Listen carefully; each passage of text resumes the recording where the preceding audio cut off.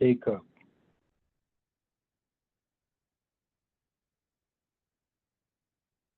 can you hear me?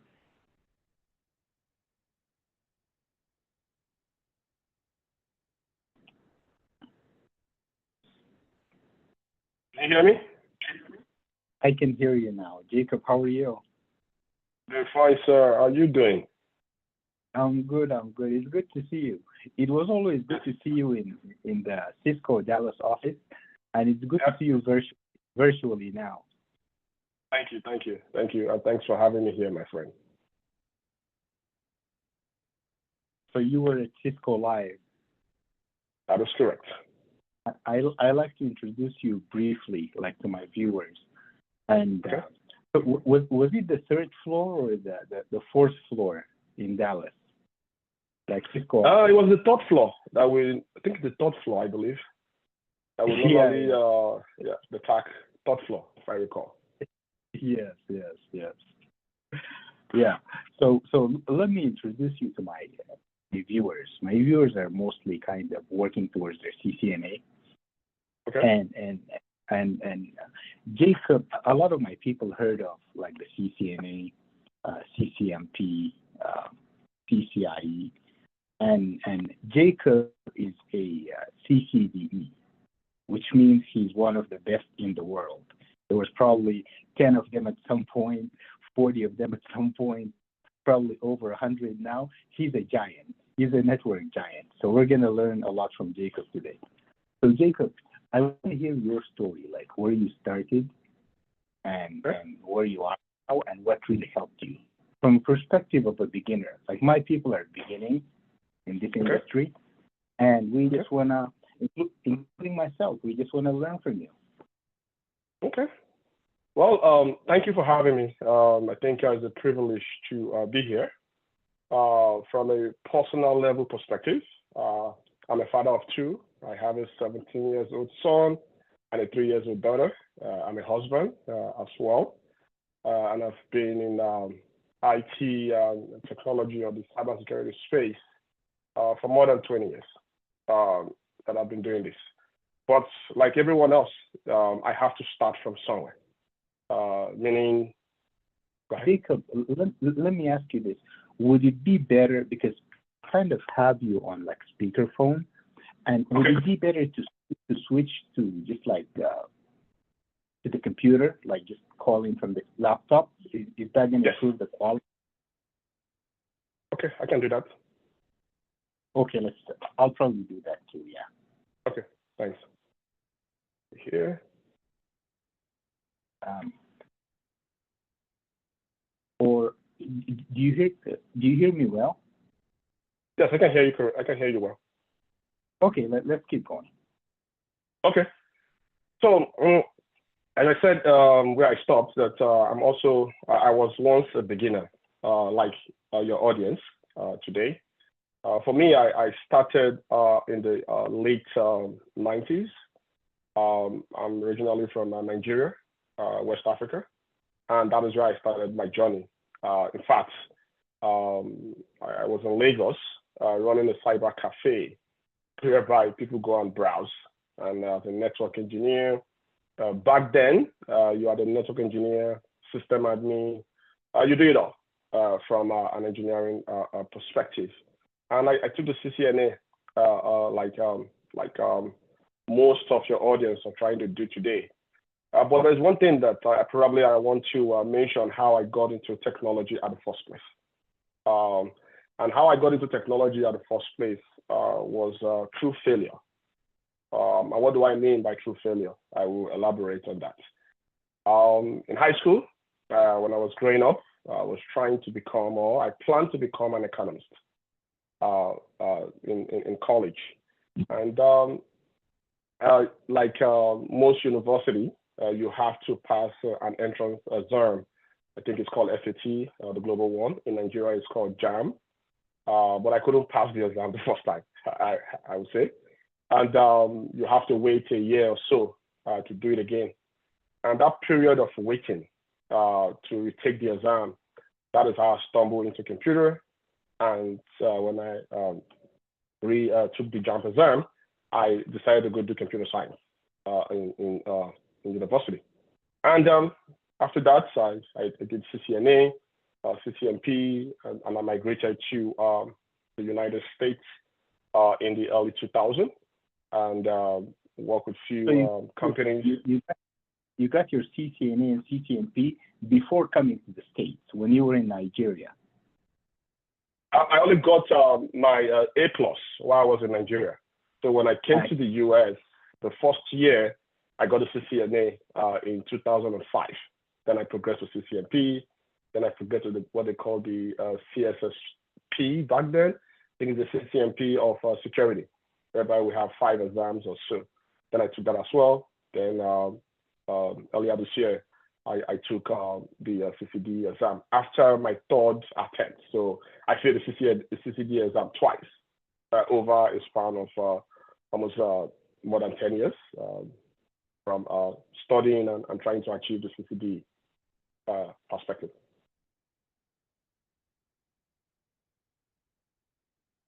Can you hear me? Oh, yeah, I can hear you. So that's my little story from how I got here, a brief summary how I got here. I think from those beginner or those who are trying to do CCNA as a career starting point in technology, one thing that I normally get from either from personal conversation or in conference like the Cisco Live is how do I probably start from getting into technology. Either someone that just finished college, high school, or trying to transition from a different field to IT. Generally, I have 3 things that I normally suggest. The first one is that research what you want to do within IT, because IT is a broad domain. What exactly do you want to do? When I say what do you want to do is from a long range perspective. 10 years from now, what do I want to do? Do I want to be a network engineer? Do I want to be a security guy? Do I want to be a developer? Once you figure what you want to do out from a long-term point of view, then just get started. Study for it. So if I want to be a security person, what is a good start? Is it the CCNA security? Is it the security plus? Like, there's just a lot of options out there. That is correct. So if you want to do security, I generally suggest that you start from networking. And the reason why I suggest you start from networking is that to be a better security engineer, analyst, architect, and so forth, it is good to understand how packets move from point A to point B, so you can better protect the packet. Most of the successful cybersecurity practitioners that I've seen, they have a strong networking background. So to answer your question, starting from CCNA security or Network Plus, or even as the A+, so you understand technology from its foundation. And once you understand that, then you can progress to what do you want to do exactly within the security domain. Because within security itself, there are multiple specializations that you can focus on. Perfect. And tell us about Cisco Live. I know what Cisco Live is, but I want my viewers to know what Cisco Live is. So thank you. What is it? Thank you. So Cisco Live is where once a year, mostly in Vegas, Cisco will showcase new innovation from a technology perspective. They introduce new solutions. You have your peers from all over the world, either networking, security, and the various domain of IT coming to Cisco Live to learn new technology. And also network with your peers. Of course, although it's Cisco Live, you also see various vendors that will be at Cisco Live as well. So it's not just Cisco solution that you have to learn about. You will learn about how Microsoft do security. You will learn about how other big names within the industry implement technology, and you also learn about new solutions from Cisco and other vendors. But the hope is to learn new technology, meet your peers. You see those who have CCNA. You also meet those who are trying to get into CCNA. of course, you see a lot of CCIEs, CCDEs, and various experts. So it gives you an opportunity to learn what is going on and what is new within the technology domain.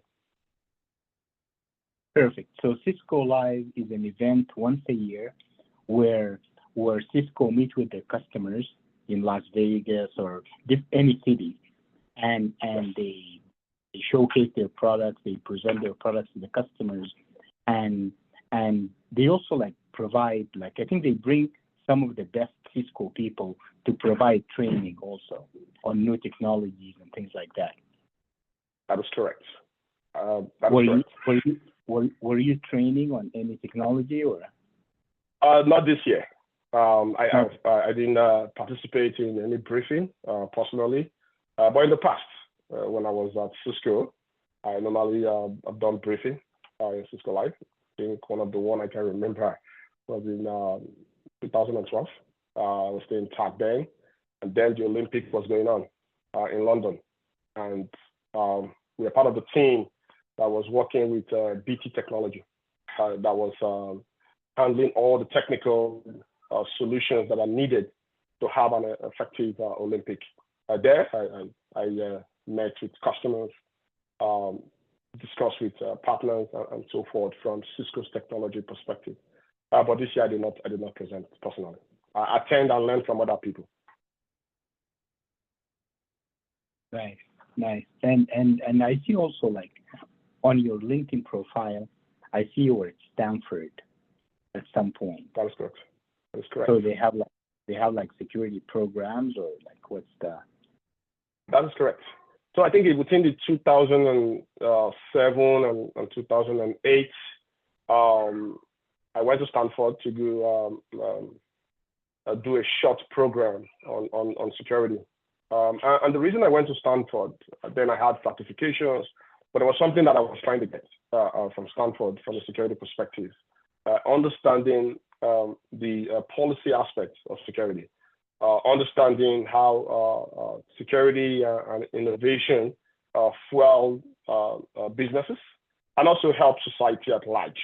At that short course, you were able to see the major problems or security problems that exist back then, and also think about other problems that we might face in the future from a security perspective.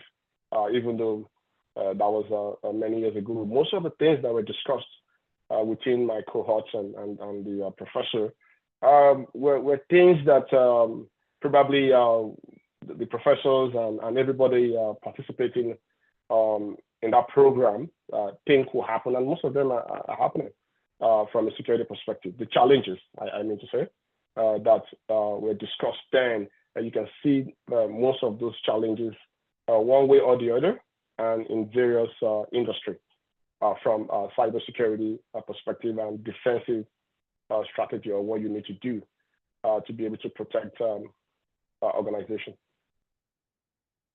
Jacob, what helped you get, like, you probably had experience prior to Cisco, but what helped you get the Cisco job? Cisco is a company that's, there's a process to the interview. So what really helped? Was it like technical depth, technical knowledge? Like, if one of my students wants to get a job with Cisco, like, what do you recommend? What do you? So either you're a beginner or you're an expert. For me, back in 2007, I think that's where I joined Cisco, late 2007, or early 2008. And one thing that helped me personally, then I only had CCNA and CCNP, but how I was able to pass the interview. There are multiple stages of the interview, the technical piece. I think back then, I don't know if Cisco still do that, they will invite you to one of their offices. Then it was Richardson, and you have about 12 engineers, either TAC locally or other engineers back then in San Jose, that will interview and ask you to whiteboard solution. meaning from a technical perspective. But one thing that they try to explain on a whiteboard, like the one you have over there, right? That is correct. Okay. That is correct. Which means you have to really understand the technology, not just go and memorize an exam dump, or you have to really know how a switch works, how a router works, how a packet is forwarded. That is correct. That is correct. So the hope of the whiteboard is for you to tell your audience how packet works, or how will you deal with a frame from a layer 2 perspective. To answer your question, I think one thing that helped me is that although I have CCNA and CCNP back then, I also have a lab, meaning where I test things out. No amount of reading, no amount of watching other people in YouTube, no amount of listening can substitute the hands-on practical. So then I had a lab. I have to test everything out. In fact, I was so key on the lab is that I used to have a frame relay switch in my lab. That's how deep it was, to be able to understand how one technology works within a global infrastructure perspective. So one, of course, pass the exam, do what you say you want to do. Also specialize because I started from a network engineer, and in the early 2000s, I transitioned into security specifically. So in other words, I have to specialize on something. So to pass the interview, I have a key knowledge of not only theoretical knowledge, but a real world experience. I can explain how a packet will work from that interview. And also, there's one thing that's also Cisco, your ability to articulate technical concepts in a way that is understandable by anyone. In other words, can you explain how a packet moves from point A to point B in a simple terms? And for you to do that, you have to understand the technology. There's no shortcuts. If you memorize documentation, you won't be able to. And the only reason you'll be able to do that effectively, using the terms in your own words, not what you read or in an exam study guide or a brain dump.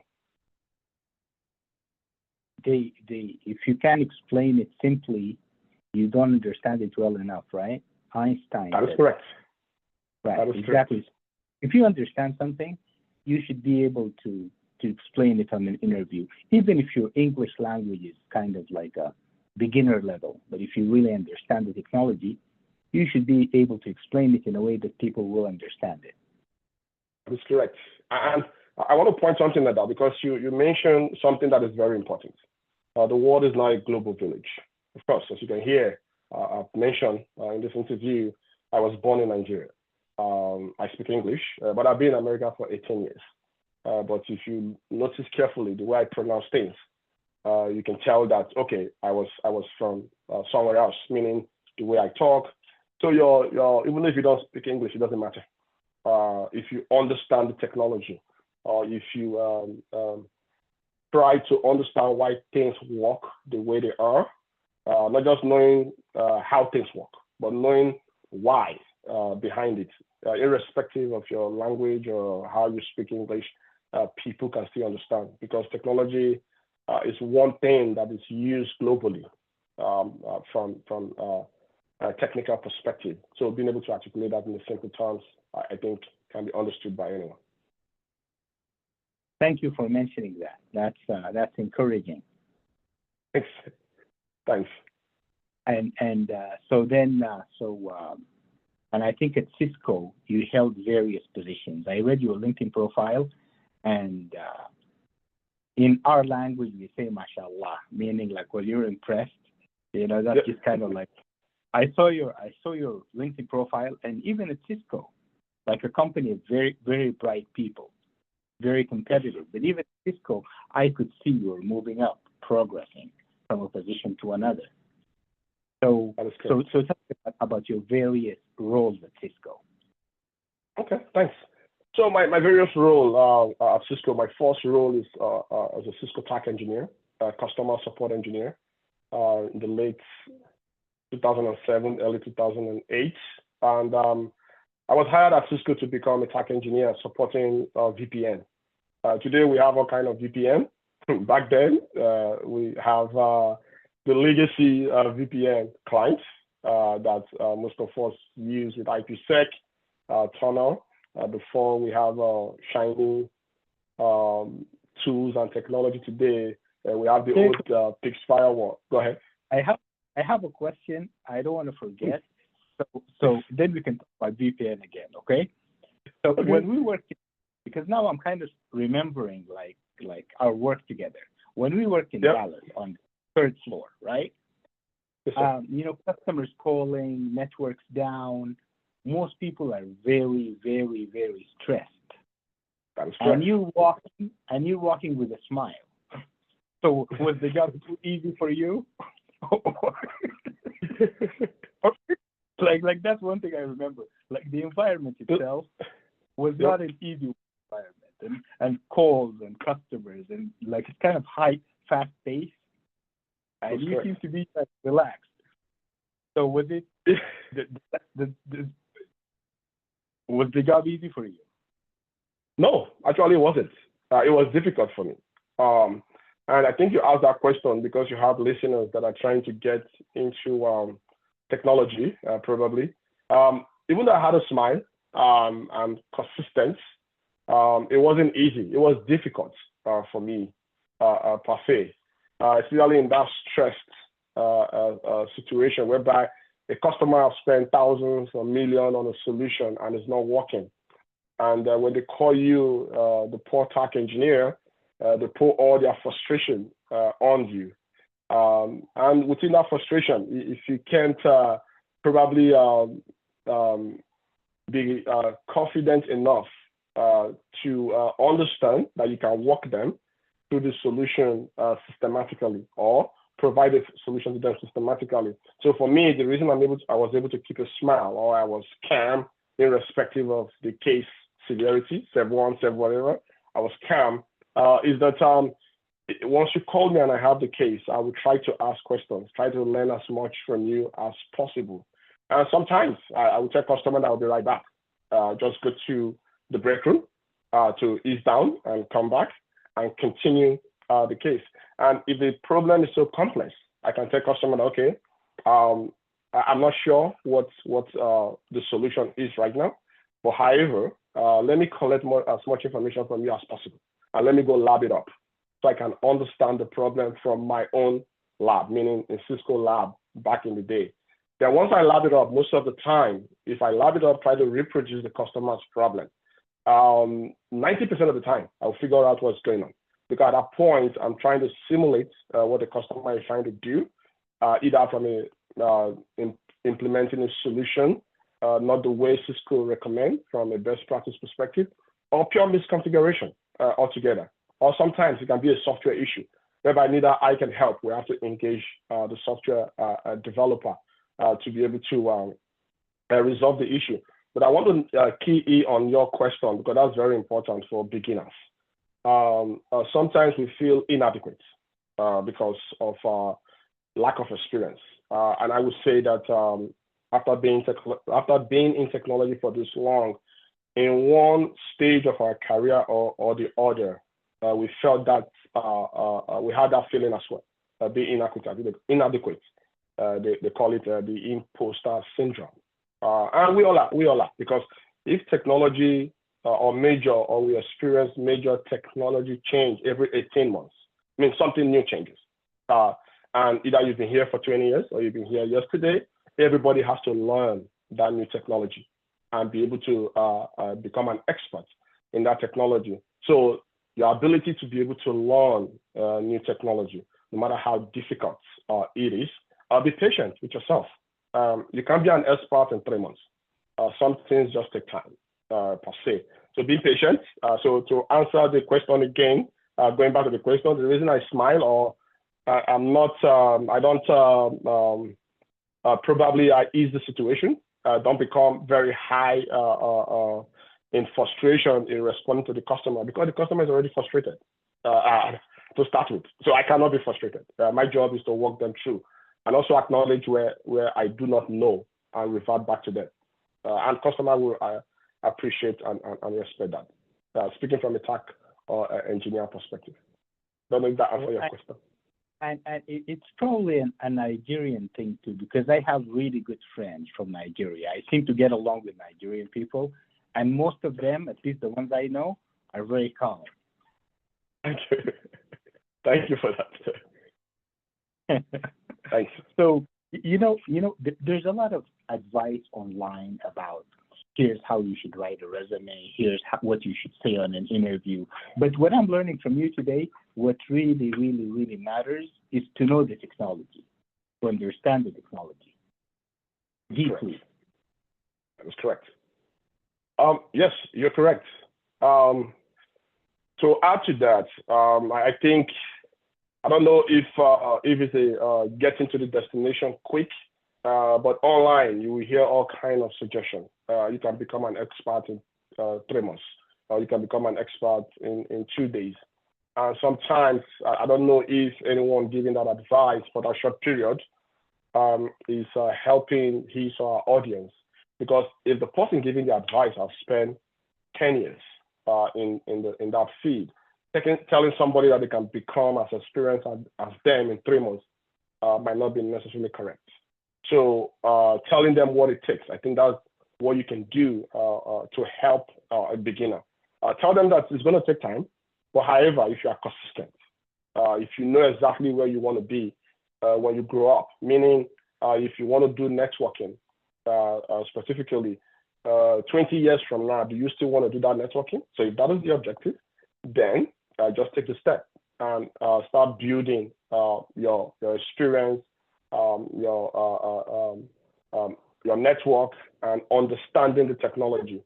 I can't overemphasize that, but just know how things work, but understand why they work the way they do, because that what separates the high-performing engineer and maybe not so high, because the high-performing engineer will spend more time. It's not because they are too smart. No, they just spend more time in understanding the technology. And when they spend that time, that amount of time, they will be able to. So writing a resume, write what you've done in your resume, meaning examples of what you've done. And be prepared to make sure that whatever you have in your resume, when you go to an interview, you can defend every single thing with reward experience. I think Einstein was saying the same thing. He was saying he's not smarter than people. He just sits with issues longer. And this is exactly what you're talking about.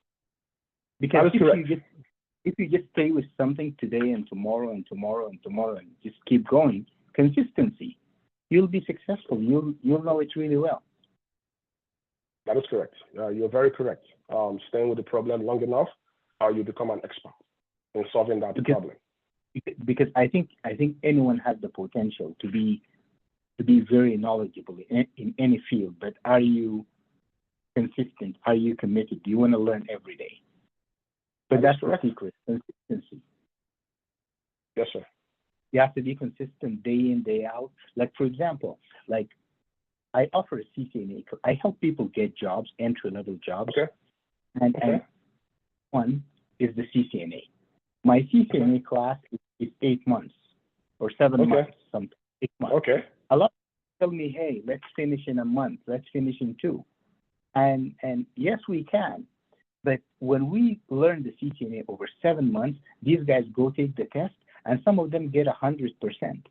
So maybe they'll be like you, And I think the main reason is that we're actually spending 7 months every day working on something, because there's no way you can pass the test, but there's no way you can learn in 2 months what someone else is working towards for 7-8 months.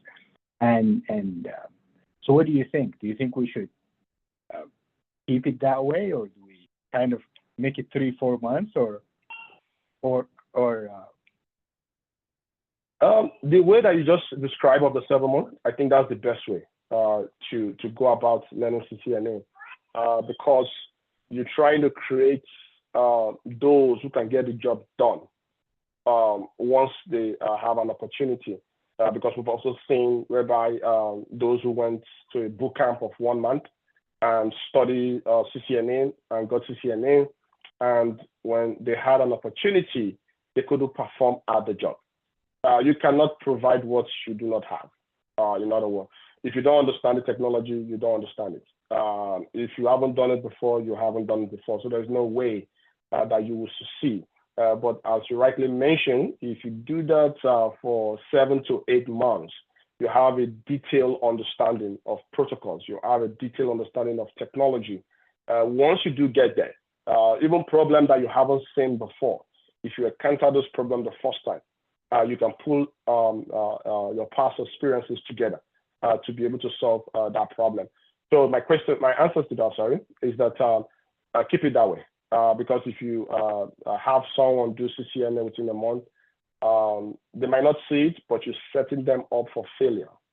In other words, because they're not going to have the real knowledge that is required to be a network engineer or a network administrator from day-to-day operational responsibility perspective where they do get the job. Perfect. And the other question, and you probably answered it, but I'll ask anyway because I kind of want like a clear answer. Like some of my graduates are already working today. They're working as network engineers at some of the best companies, and they're networking, working with routers, switches, and so on. Some of them want to kind of transition to cybersecurity. And I asked that question, but I want to hear the answer again.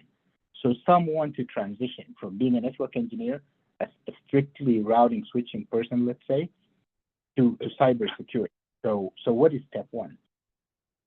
So step one, if you gain enough knowledge in networking within the cybersecurity domain, there are multiple specializations that you can figure out first.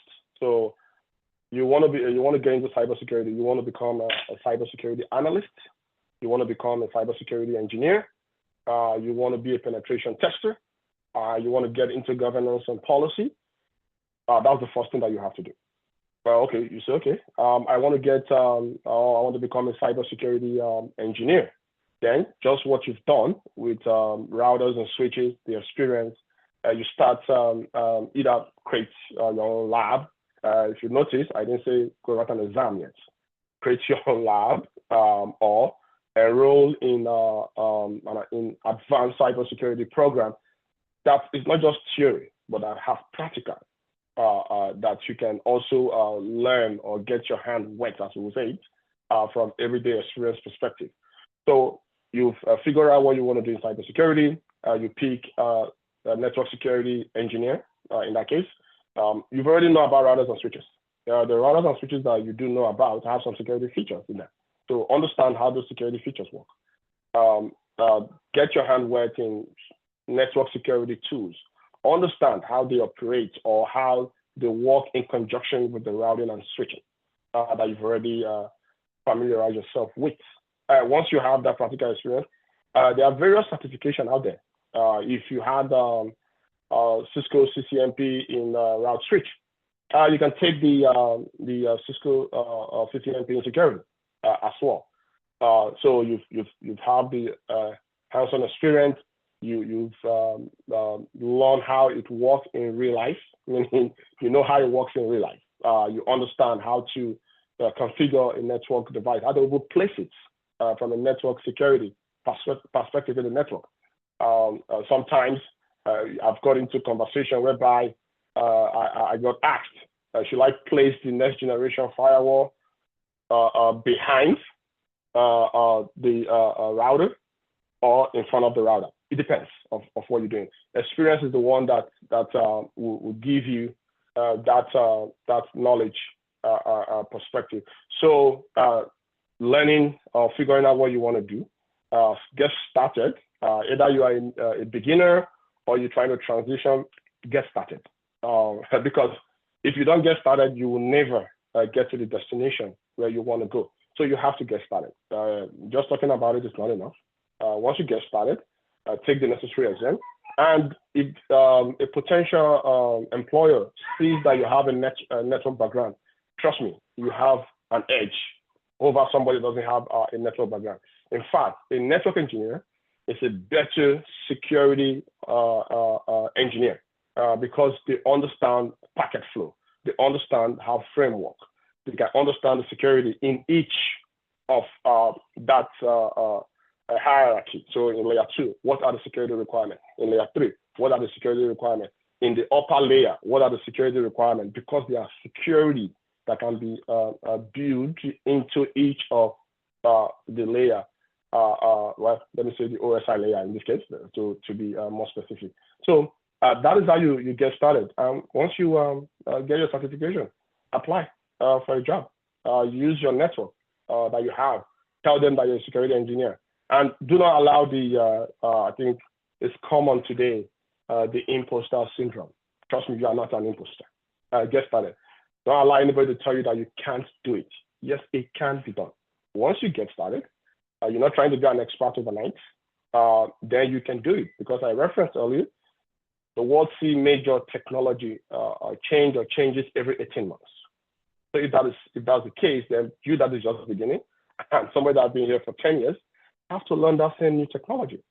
So in other words, getting started and progressing will be the best way. I know it's a long answer because the question is what I see all the time. Jacob, everything you said is perfect. And I'm personally learning a lot from this conversation. So, because like I said, like people just hear about cybersecurity, and we want to get into cybersecurity, but many don't really understand what cybersecurity is. So today you provided an excellent answer because you explained you can be a pen tester, you can be this, you can be that, right? And so if you have a CCNA, right? If your is correct, you could just go to CCNP and then to a CCNP security. Like you don't have to go from the beginning and get a security plus or. That is correct. That is very correct. You can do that because the knowledge that you got of CCNA route switch and CCNP route switch, you are going to use it in CCNP security because you're going to talk about how do you secure against or prevent against app poisoning in layer 2. How do you configure an infrastructure security with routers and switches? Where do you place a security device exactly in the infrastructure so it can do what it was meant to do? And how do you configure a security device correctly so you don't have a misconfiguration? So if you have a CCNP route switch, you can do CCNP security because you don't have to go do security plus or any other or CCNA security. If they still have that, you can go right away and do CCNP security because you already have the foundation and you have a better foundation than anyone that want to start. Jacob, this interview is going to motivate many people, and here's why. I'm personally motivated now to go because my focus is routing switching, but I'm personally motivated after this conversation to begin in security. I have a CCNP security book that's sitting there for the past 4 or 5 years, and I haven't been. But after this call, I'll probably start reading it. Let me get the book, and I want you to tell me if it's a good book or not. Okay, 1 second. Okay, go ahead.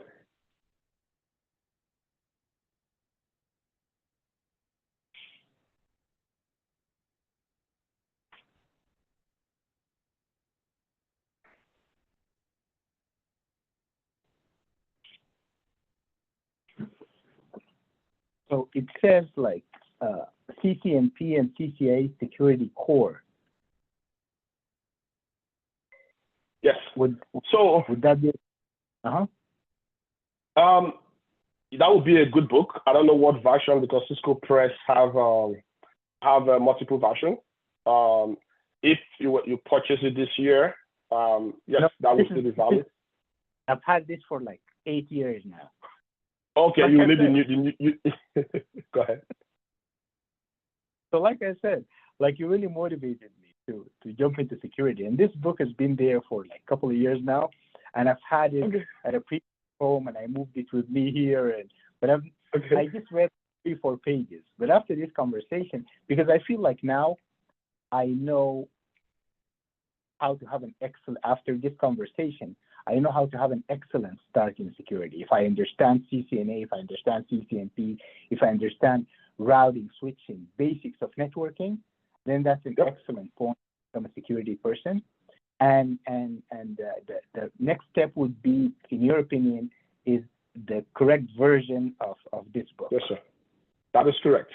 And the reason why I want to elaborate on the correct version, because over the years, Cisco has added new things into the CCNP security, and I will be more specific. So Cisco have a product called Identity Services Engine, ICE. Previously, it wasn't in the security, now it's there. Cisco have made acquisition of other companies and have a next generation firewall. So now they now have those new emerging technology into the exam. So the hope is that if you're studying for the CCNP exam, you're studying for what is new today. But to your question, that is a good place to start. I think they have the same book that also have the core CCNP security and the CCIE. So on the CCNA, you mainly learn routers and switches, right? On the CCNP security, obviously you learn firewalls. What That's other correct. devices than firewalls? So, what do you learn? Okay, so yes, you learn about firewalls. You will learn about endpoint security. You will learn about content gateway. Content gateway, we have two. We have email security and we have web security. You will learn about application-based firewall. You will learn about security architecture. When I say security architecture, means that where should I place a firewall within the infrastructure? I mentioned something earlier that I will elaborate to, passive conversation that I've had. Where do you place a firewall? For example, if you have a next generation firewall and you have an IPS, where should that IPS be? Should it be in front of the next gen firewall, or should it be in the behind the firewall? Now, I mentioned earlier it depends. And again, from a technical perspective, a next generation firewall will do a lot of things. Will weed a lot of the noise out. You want to do that, weed those out first, and have your IPS do the re-IPS or next generation IPS function. That is what the CCNP security will give you. It will help you understand not just the tools, but how do you use the tools to be effective. And when I say to be effective, from a real world example, every organization that have got hacked has some security tools, one or the other, but they still got hacked. So what happened? Either they don't have the right tools or they have the right one, it's not configured correctly. But there are multiple variables that can result in getting an hack, and also vulnerability, definitely, from software perspective. But the CCNP gives you that enterprise view. So those are the tools that Cisco have on the CCNP, next gen firewall, endpoint, content gateway. Now, they might have something tomorrow, because Cisco does acquisition all the time. And once they acquire a new solution and I think that their customer needs it, it will be in the exam. So whoever that passed that specific exam in the case of CCNP security have real world knowledge, and I've heard about the tool before. Jacob, do I have to learn, because people talk about automation and Python and this. So do I have to learn Python or some programming, or can I just go straight to CCNP security? Good. I'm glad you asked that question. And it's gonna be a very little bit kind of a paragraph answer, because the reason I want to make sure I answer that question correctly, I will state, I have a friend who says, to err is human, to err at large is automation.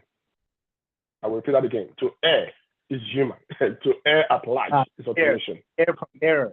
Okay. Yeah. So from security perspective, to err is human, and what's the other part? To err at large, to make a mistake, a very big mistake, is automation. So you can make a mistake with automation that will bring the entire infrastructure down if you don't know what you do, per se. Right. If I configure a router, log into a router, I make a configuration mistake, and that mistake is on that router. But if I use automation and I try to deploy configuration to thousands of routers, and I make a mistake in my automation scripts, I just impart 1,000 routers at the same time. So I say that to say, I'm not saying that automation is not important. It's very important. In fact, it's good for you to know how automation works. Python, YAML, netconf, and other protocols that I use in automation. But it doesn't mean that you have to be a Python expert on day one to be a security guy. Once you know the core foundation, security tools, how they work, and so forth, you can be a great security engineer if you understand Python, if you have some programming language understanding. But again, remember, for a beginner, it is not a destination, it's the journey. So you have the rest of a career to learn new technology, including Python and other tools that are used to automate an infrastructure today. So I hope I'm answering your question. You don't have to be a Python expert from day one to be a security engineer, but it is good to know Python because you can be a great engineer if you know how you can automate the network. And now we have AI, so it's even better if you have that back-end understanding of how things work, not just how things work, but why they work that way. If I understand correct, you don't have to be excellent in Python to be a security engineer, but it makes you a lot better at your job. And it's something you can learn as you go, meaning like you don't have to be a Python expert overnight. You can, that is correct, work as a security person and just learn a little bit of Python every day. That is correct, exactly. Because for Python, the use cases that you will see might be different, and you might use Python to solve that problem. So it's an ongoing process. Even though you have the basis of Python today, a customer you might run into a use case for Python. Then you have to go learn how can you use Python to solve that problem. But you summarize it well. You can start, and of course, I want to say something because I also hear that people tell people that you don't need to know how to program to get into security. You don't need to be an expert in programming, but if you know Python, if you know some of the automation tools, you become a great engineer in that case. But it's not a hard requirement that if you don't have it, you can start. No, don't allow anyone to tell you that. Again, just start. So you can be a great security engineer even if you don't know programming. But if you learn it, it's going to help. That is correct. Yes, sir. I'm not a programmer. I know Python. I know the heavy programming that I did was in college.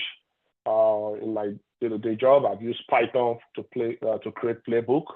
I've used netconf to automate infrastructure. But I'm not. My day job is not being a programmer developing software. No. So to say anybody can do the same. You can learn, be familiar with it, get your hand dirty as much as possible, test it out in lab, know how it works. There's community out there. Even today, whatever problem you're trying to solve, the likelihood of somebody solving that problem already is out there. Then you can learn from that person. So you don't have to reinvent the wheel. It's not lack of information. In fact, we have too much information to be able to utilize Python or any other automation tool. So let's say, Jacob, if I want to get a security, a project as a security person in 6 months, yep. Let's say, yep. Do I just get the CC? If I want to focus on one thing, do I get the CCNP now, get the project, and then start learning Python, or do I start with a little bit of Python for a month or two and then get the CCNP? So, like if I want on that one, because that's how my mind works. I like to focus on one thing. I agree. So, from personal, because at the end of the day, to answer that question, I'm thinking about how to answer it effectively. So I don't end in binary. So okay, you have to do this or you don't have to do this. Let's pick 6 months. You only have X amount of time in a given day, and you have other stuff that you have to do. It is good to understand Python. So if you can spend 2 months understand the Python, not just Python, any other automation tool, because even vendors like Cisco, Palo Alto, the major ones that we see today are building automation into their tools. So my recommendation, if you have more time, more than 6 months, that's fine. But if you can start having the foundation, not being an expert, having the foundation, because remember, you're still going to learn as you go, as you progress in your career. So I would suggest, yes, have a foundation for a month or two. Then you can now focus in on the specific tools. Because so why I'm suggesting that is that, so when you run into those tools that you have to integrate, or you have to have an API integration, you are familiar of how Python works. I'm using Python because it's the most popular one that is used today. It can be anything, but the concept is still the same. It's just how you execute in each. So to your question, yes, definitely spend a month or two, get the foundation, then move forward and try to implement the tools within your 6 months. Once you have the certification, to be a very good security engineer, you cannot be the guy that works from 8 to 5, and after 8 to 5 you are done. No, a good security engineer stay involved in the community, meaning you know what is going on in the world from a security perspective. You mingling with other security experts. Of course, get a mentor. So you don't make the mistake that somebody else has made. I already mentored Jacob. It's you. Thank you. Thank you. And I learned so much today. And I think this interview, personally for me, is a roadmap. It's kind of showing me exactly what my next steps are, and I'm sure it's going to be a roadmap for many others. So personally, I'll learn a little bit of Python. I have a book here that's a 300-page book that's written by like a Python book, written by a high school teacher, high school students. So it's very easy. I think that's going to be more than enough. I can learn it like in a month or two, and then just go to CCMP security. That is correct. And once I get there, what's next? We want to have a complete roadmap, at least for me. I know everybody's different, but whatever he's saying is kind of working for me. So what's the next step? So you go to CCMP security. You are a security engineer. Now, if you're ambitious, you want to get into security more. You want to understand a lot of tools and how security work in detail. After the CCMP, I would suggest focus on the practical aspect of security. As I focus on the practical aspect of security, now you have the foundation to be a network engineer. You spend maybe a year or two executing, implementing security, protecting infrastructure. Cisco have CCIE security. You can do CCIE security as well, which is a higher level certification within the network security domain.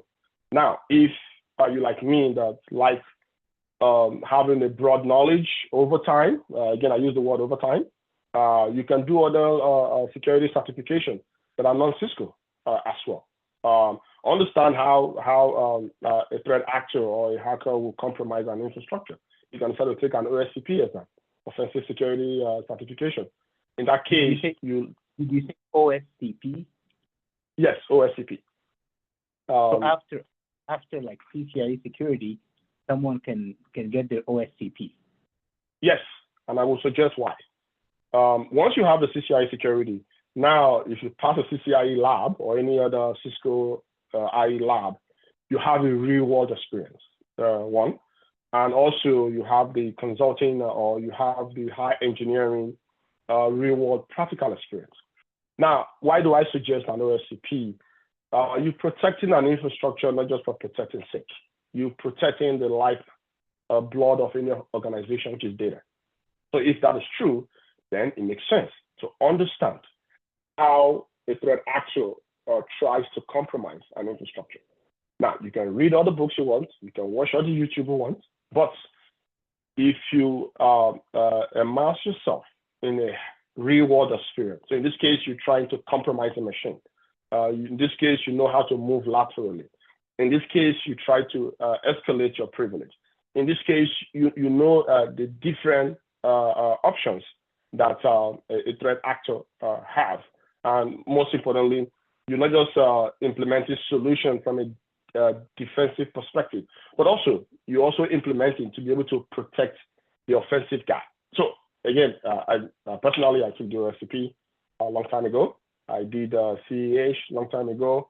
I did other certification. My hope is to broaden my understanding, not just installing a firewall, not just installing a web security gateway, not just authenticating, but also knowing what the offensive actor, how they go about doing what they do, or how do they carry out their mission. Because I picked the OSCP because if you can pass OSCP, that means you've understand how to compromise an infrastructure. And if you do that, the way you implement network security becomes unique, because you're not just configuring an access list, but you configure an access list to protect the right thing. You're not just executing or placing a network security device randomly. You place them strategically as well to mitigate either known threats or unknown threats. Amazing. And like what's your learning style? Like, how do you, like, what really helps you learn a lot? Like, is it the ability to focus and not be distracted by other things? Like, what really helps you learn more? So for me, I'm a kind of a hands-on guy. I like doing it per se, meaning if I read it on maybe in a book or watch YouTube and so forth, I want to do it myself because I don't want to have a half knowledge. Because reading it is just half knowledge. So my learning style is both learning the theory. So I have a theoretical understanding and doing. I'm the kind of the doing guy. You have. Yes, you have lab. If you want to be successful, you have lab. And what that gives you is that you become a different kind of expert. And people respect, either in your company or you're a consultant, people respect someone that knows the details, that knows exactly what they're talking about. And the only way you will know that is doing it. So me, is theory, understanding the theory, getting a small lab. And getting a lab is very easy today. Either if you don't want to get it in your house, you can rent one, subscribe to one in your spare time, Saturday or Sunday. Pick something that you want to get your hand wet on for 2 hours. Where can you rent a lab from? What are the companies that? Give me an example of a company. So a long time ago, I know that Internet Network Experts normally have a lab. INE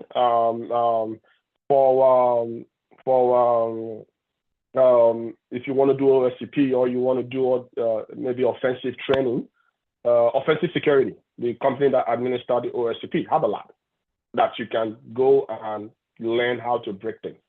I think there are other ones, but those are the tools that come to mind per se, but I'm sure there are others out there. If you can afford to buy all the tools, things that you need at your home to create a lab, then you can subscribe to one, even cheaper, because you're paying X amount every month, and you can wake up at midnight and practice something. You might hear a new concept from a conference. You can go there and practice it. But that's my learning style. Theory and doing is my way of learning. And that's the only way I will burn into my brain, because I believe as an expert, but what makes you an expert is that being that person when they wake you 3 a.m. At night to talk about technology in your domain, you should be able to do it. But you can only do it if you practice it again and again and again and again and again. It becomes part of you per se. But that's how I learn. personally, and that's how I also suggest to any beginner, try to do practical lab to support what you've learned in theory or what you've heard other people say. If you hear other people say it, they are doing it, you are watching, until you do it yourself. You won't get the complete knowledge. There will still be a gap in your understanding. I have about like 13 labs for my people, like kind of like at CCNA level. Perfect. I'll make them 20 labs. Perfect. That way they live.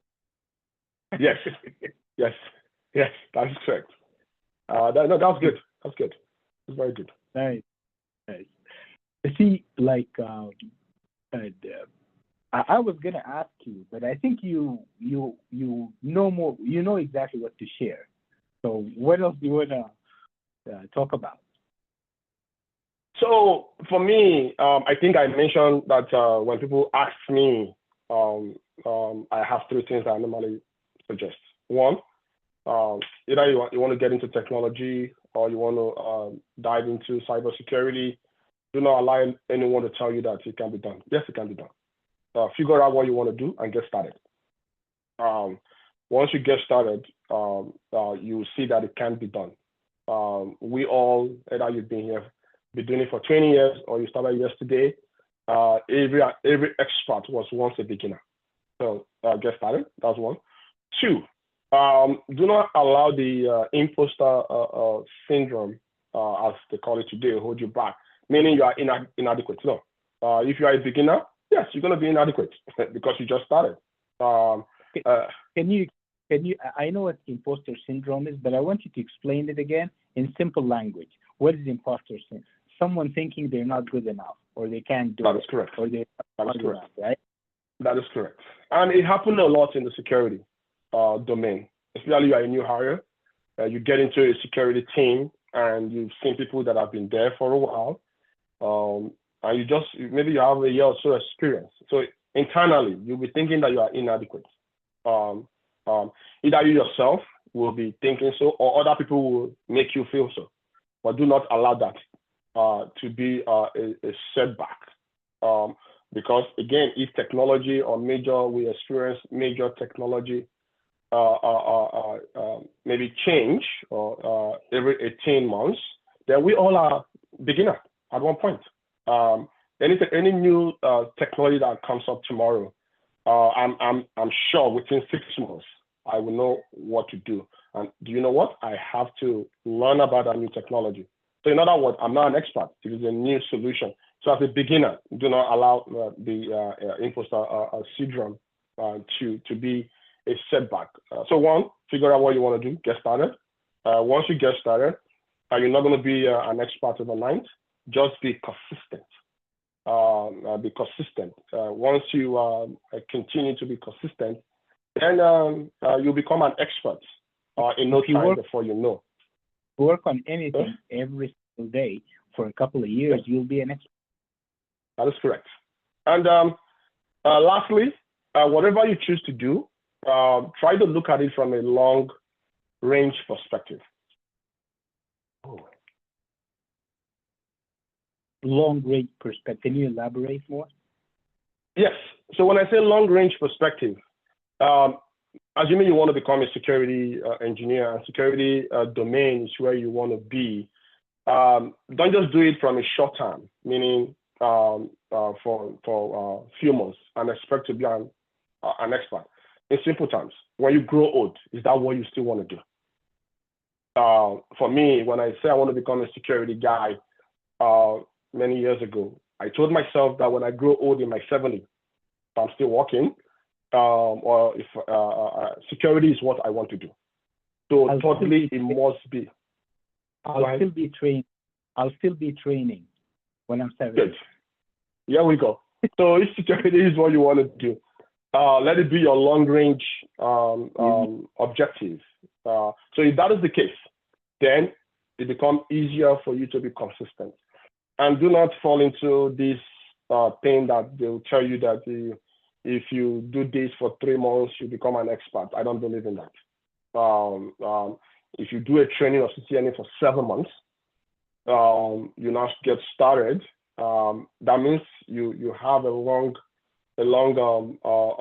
range or a long time in doing it in mind in that case. So those are the 3 things.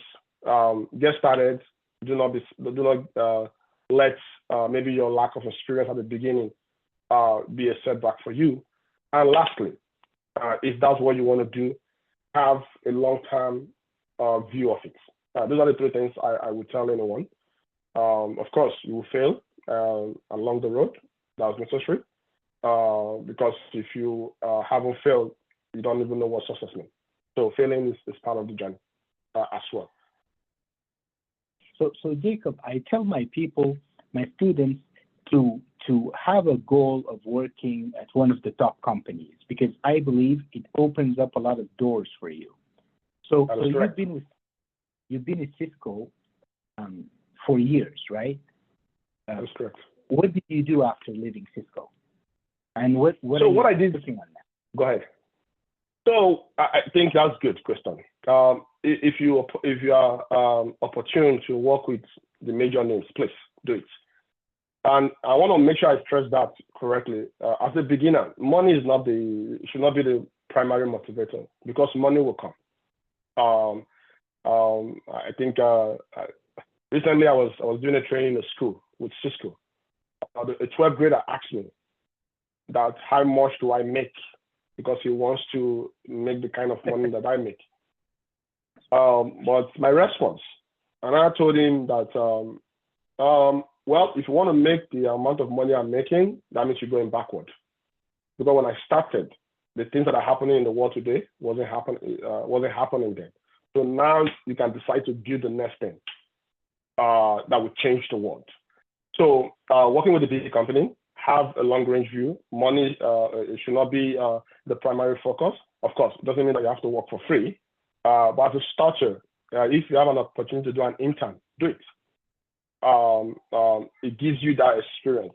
If you get to Microsoft, the Cisco of the world, they all have intern that they provide to the public every year. If you can do that within that company, you can probably get the journey started. So working with a big company is very important, because it opens the doors for you and it gives you experience. I mentioned earlier in talk, when I can't understand customer or solve customer problem, I said they should give me a day or 2 to lab it up, because Cisco have lab. Anything that you want to test out is right there. You can test it out yourself. So that is one thing I would suggest. Getting started, and if you see opportunity with big company, even if it's an intern, do it, because in the long run, it's going to pay out. Perfect. Or pay off. Perfect. Jacob, thank you so much. Thank you. Thank you for having me. I'm humbled to be here. Thank you, sir. All right. Good to see you. Okay, good to see you.